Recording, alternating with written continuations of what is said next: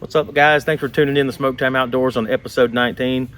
We've got a little bit of feedback from some of y'all and some of the new fishermen or some of the people who just do things a little bit differently than us to ask us to do a how-to video on how we set up our rod and reels and stuff like that for pitching and flipping. I love to pitch and flip. That's my style of fishing. Little short cast, throwing at targets, that kind of thing. So we're going to talk about our setup today. This is probably my favorite pitching and flipping rod. This is a 6-stick, 7'1", medium heavy. The reason why I like that 6-stick, if you notice right in here, it's a little bit thinner. It's not real heavy. It's a light rod. It's well balanced. I like the sensitivity of the tip of this rod. So that's what I like to use this one for, especially up here in these Clearwater lakes. We don't pitch real heavy 1-ounce weights like you do down in Florida. I run it with 14-pound fluorocarbon.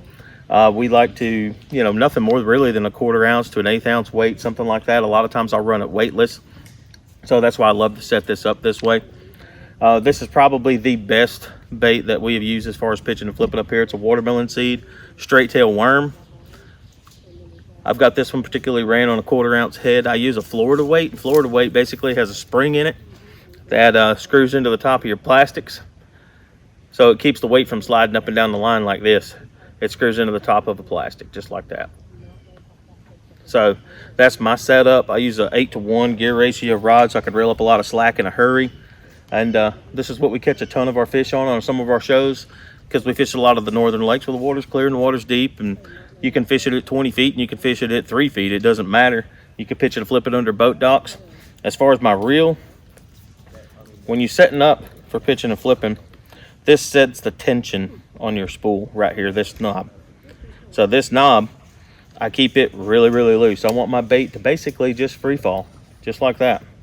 I want it to free fall so I can grab my bait, direct it where I want to throw, make a good little pitch. And the difference between pitching and flipping, a lot of people don't realize, when you're making a pitch, you are physically pitching and letting the line come off of the spool. When you are making a flip, that is locked and there's no line coming off the spool.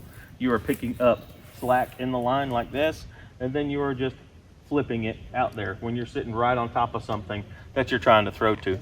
We don't do a whole lot of flipping. It's mostly pitching, where I'm literally taking a small underhanded cast and I'm trying to hit a target. I practiced this in the off season when I was learning how to do this myself. Put a little 5-gallon bucket or a box or something out in the yard and just sit there and just try to flip it into that bucket from about 10-15 feet away. And after you can get it in there 10 out of 10 times, I sit there and I'll back up a little bit, 20-25 feet away, and I will flip into that bucket. I'll flip into that bucket. Just like when I want to pitch right up underneath that tree right over there. Well, overhand cast, I'm going to hit the limb. So I use a pitch. I pitch it right underneath the tree. It goes underneath the limbs. There's going to be a bass or something sitting up there in those shady spots. You want to be able to get to them. So pitching and flipping is my favorite way to fish, my favorite type of fishing to do. So I really, hopefully this helps you guys out a little bit. We're going to get out in our little plastic boat over here, fish around my pond here local at the house, and see if we can't put that pitching and flipping to work. We need a bigger boat. No, we do not need a bigger boat. All right, guys, me and Sammy are out here in the boat. Gonna see if we can't put this pitching and flipping to test here. Right now I'm throwing a watermelon red flake coontail. I'm throwing it weightless.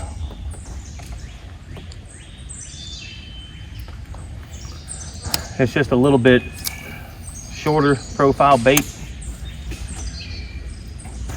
It'll catch big ones and little ones. We're just out here in our pond over here by our house.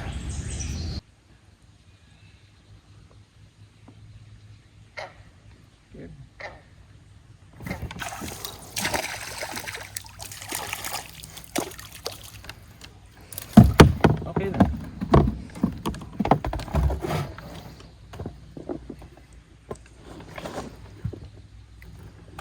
You can tell he's been up shallow for a minute. Color's nice and dark. Little bitty guy. That's one thing when you're pitching and flipping. I just had a bite right there a second ago, and it was so light the fish just kind of picked it up, and he never moved, so I never felt the fish. Well, that time I actually seen my line moving a little bit. That's one thing you got to watch. You always got to watch your line. I mean, sometimes you just feel a tick. I mean, you just got to pay attention, really, really pay attention, especially with this worm being weightless. That's why I love pitching and flipping, because y'all catch a little one like that, and then you never know, you might catch a 10-pounder. Jesus. See that? Look. Mm-hmm.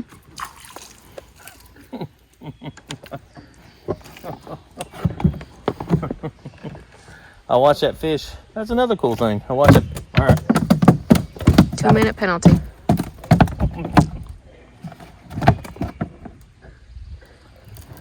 I watched that fish. I went to reel it in. He started chasing it. So I just killed it. Let him get it and then set the hook. Pow.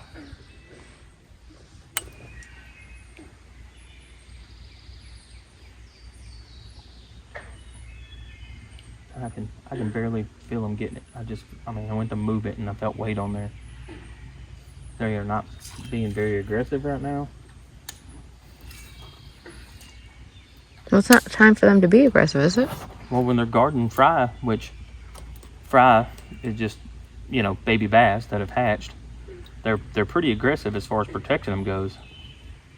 So I would think even like those smaller fish like that, those are fry guarders, that little fish I've caught.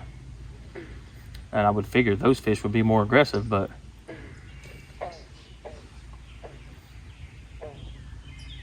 Who comes up with these names?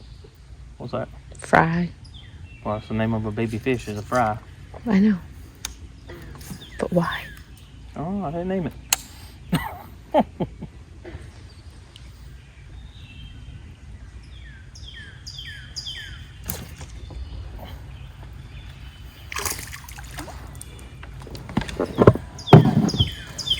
Oh yeah, that's what we're catching right now.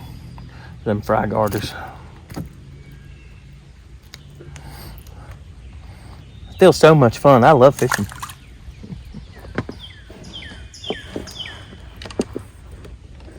That's another cool thing. Hey, that thing, he's missing his tail. Something done got him. That worm. This is a great bait just because it's What's up, Breck? got a smaller profile. Like if you're throwing like a creature style bait or something like that, it's a little bit larger and it sinks faster, and you got to have a weight attached to it really to make it do what it's supposed to do. And with this, it looks different. They're not sure what it is. It doesn't look like a crawfish or nothing like that, but it's got a kind of a layered little slinky type body to it that gives a little bit larger profile, but it also doesn't sink very fast.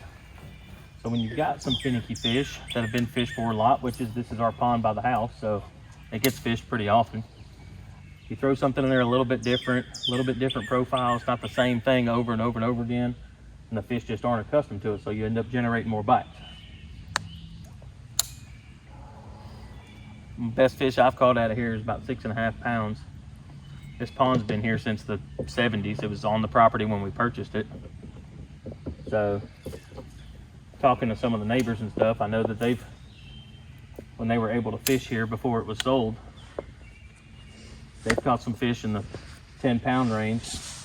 Now, whether or not they put them back in, I don't know, but I know there's big ones in here. And we stock it just about every year, keeping them up on bait fish and bluegill and plenty of food. Shoot, we stocked it with 80 pounds of live crawfish last year. About that. So I know that they've got the potential to be here. They got the potential to grow. It's another thing about having your rod set up right, pitch and flip. Especially, I'm in a seated position, obviously, in a small boat, in a small pond, and typically we fish off a bass boat. So we're standing up, we got room to move around, that kind of thing. I've got full mobility in my arms and stuff and plenty of room. Well, in this little boat like this, I can't put a lot of power and generate a lot of power on a cast. But because I've got my rod set up to pitch and flip, I can just nice little flip. I'm only making a 15, 20 foot cast.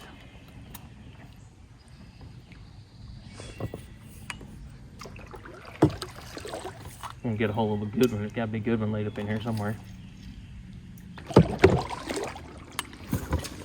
jerk. That actually felt pretty good. I actually got a decent bite that time.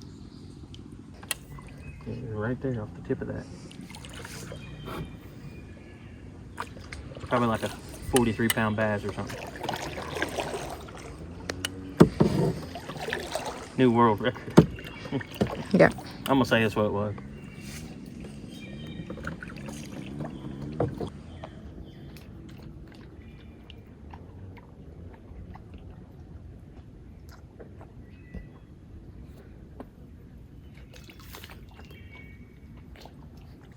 Look, there's a fish on it. Look.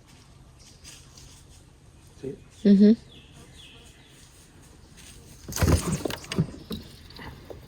There he is. Dang, babe. Yeah. Oh, barely got him. Barely got him.